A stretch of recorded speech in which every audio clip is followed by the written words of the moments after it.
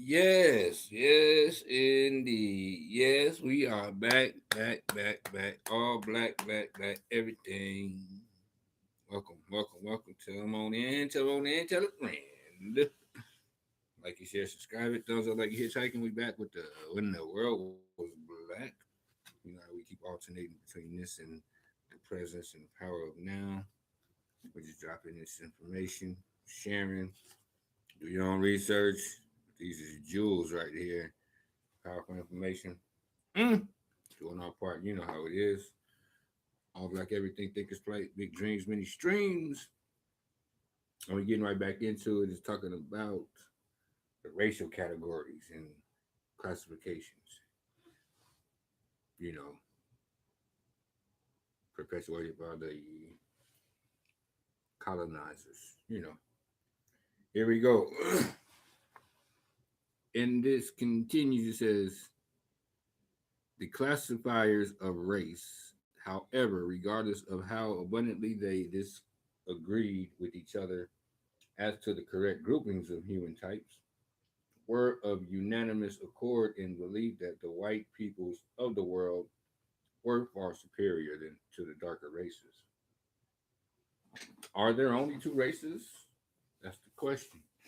Jackson continues his critique of the system with a startling quote. He says, "This opinion is still very popular, but modern science is making it hard for intelligent people to accept the fallacy." Many years ago, the German philosopher Schopenhauer, Schopenhauer, remarked that, quote, "There is no such thing as a white race, much as this is talked of, but every white man is a faded or bleached one." Schopenhauer possessed keen and whoa, that's a crazy one. I ain't never seen before. Hold on. Sagacious foresight on this point. I gotta look that one up. He then cites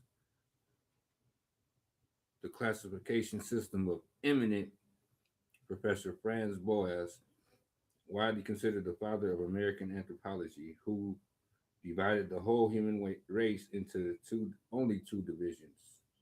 He quotes Professor George A. Dorsey's summary of Boas's two-race system. He says, "Open your atlas to the map of the world. Look at the Indian Ocean on the west, Africa on the north, the three great southern peninsulas of Asia on the east, a chain of great islands terminating in Australia. Wherever that Indian Ocean touches land, it finds dark skinned people with strongly developed jaws,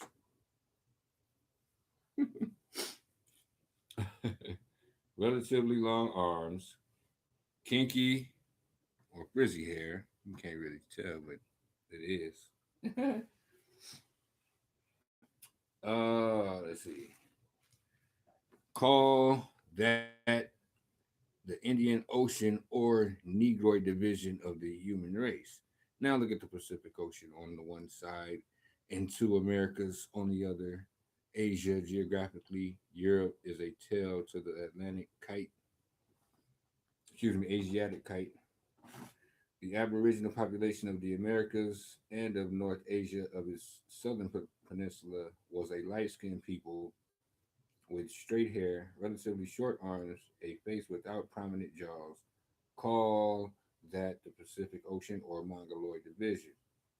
Professor A.L. Krober and Faye Cooper Cole are of the opinion that the peoples of Europe have been bleached out enough to merit classification as a distinct race. This would add a European or Caucasoid division to the Negroid and Mongoloid races of the classification proposed by Professor Boas. If we accept this threefold division of human species, our classification ought to read as follows. The races of man are three in number: the Negroid, or the Ethiopian or black race; two, the Mongoloid or Mongolian or yellow race. Three, the Caucasian or European or white race. This is the very latest scheme of race classification. You see, got to put you in the box one way or the other.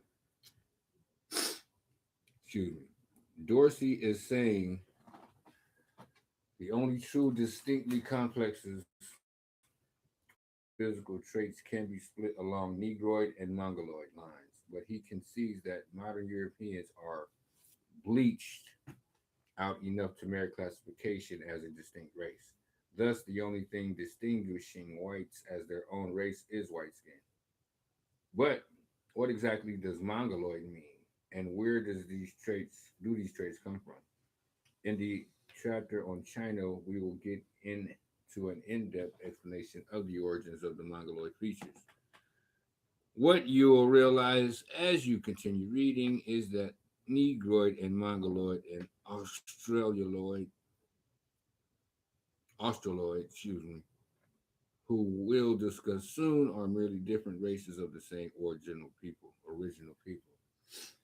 Thus, if there are truly only two races on this planet, then there is only the original people and those who have been bleached out of their original self. The bleach out. The disappearance of race. Whatever happened to all the racial classifications discussed by Jackson? Within the past 50 years, such racial classifications have mostly been abandoned by most anthropologists. You'll rarely find Negroid or Mongoloid or anything similar used to. Most modern anthropologists are now arguing that race is simply a social construct and has no solid measurable basis. They're stripping both the past and the present of its racial distinctions. In other words, it went from race is the only thing that matters to race doesn't matter at all. To what race? You see how they changed the game? Change the game. Shit is over with. We know how to play the game. Obviously, you know that. This is largely due to the work of anthropologist Franz Boas, excuse me. Yes, the same Boas we mentioned earlier. As we'll soon see, this colorblind view of culture and history are not all what Boas wanted, and in fact, these ideas were promoted to detract from the race-based historical claims of the Black consciousness movement that Boas contributed to. Ooh, you try to cover her up. You try to cover her up, huh? I think we're gonna leave it right there. That was a great little chunk right there. Keep it great, short and sweet. When the world was black, dropping the information and jewels, pick them up, or you don't. All black everything. Love it. Peace and love, y'all.